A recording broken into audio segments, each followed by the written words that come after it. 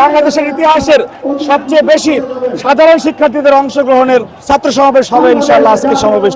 এত লক্ষ বলে কোনো হাইপ তুলতে চাচ্ছি না, আপনারা মাঠেই দেখবেন যে ছাত্র দলের সাথে কি পরিমাণ বাংলাদেশের সাধারণ শিক্ষার্থী রয়েছে। শহীদ মিনার থেকে ছাত্রদল যে কারণে কর্মসূচিটি সরিয়ে শাহবাগে নিয়ে আসলো, সেটি বাংলাদেশের রাজনীতির ইতিহাসে একটি অনন্য দৃষ্টান্ত যে আমাদের পূর্ব ঘোষিত কর্মসূচি এবং আমাদের অনুমতি প্রাপ্ত কর্মসূচি সেইটা রাজনৈতিক সৌহার্দ্য দেখিয়ে ছাত্রদল তার উদারতার পরিচয় দিয়ে শাহবাগে নিয়ে এসেছে।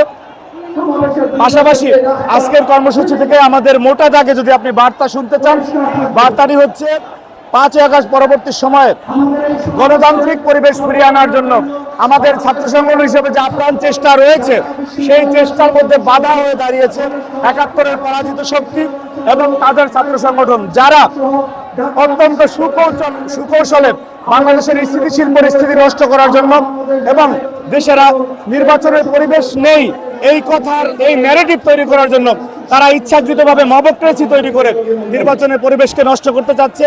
বাংলাদেশের গণমানুষের নেতা বিএনপি ভারপ্রাপ্ত চেয়ারম্যান জনাব তারেক রহমান এই ষড়যন্ত্র থেকে শিক্ষার্থীদেরকে সজাগ থাকার আহ্বান জানাবেন এবং আমরা যে 3টি নির্বাচনে বাংলাদেশের মানুষ ভোটাধিকার বঞ্চিত হয়েছে 14, 18 এবং 24-এ, সেই ভোটাধিকার যাতে মানুষ প্রয়োগ করতে পারে এবং বাংলাদেশে একটি অবাধ, সুষ্ঠু এবং নিরপেক্ষ নির্বাচন হয়, সেই বিষয়ে যাতে কোনো ষড়যন্ত্র কাজে না আসে, সেই বার্তাটি আমরা শিক্ষার্থীদেরকে দিব এবং শিক্ষার্থীদেরকে ক্যাম্পাস ভিত্তিক।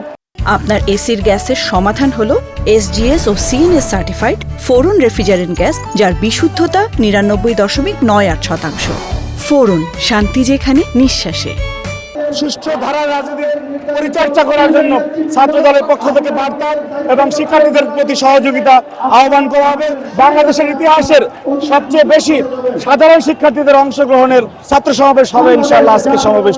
এত লক্ষ বলে কোনো হাইপ তুলতে চাচ্ছি না, আপনারা মাঠেই দেখবেন যে ছাত্র দলের সাথে কি পরিমাণ বাংলাদেশের সাধারণ শিক্ষার্থী রয়েছে, ছাত্র দলকে কিরকম পছন্দ করে, এটা মাঠই বলে দিবে, আমরা বক্তব্য বলতে চাই না।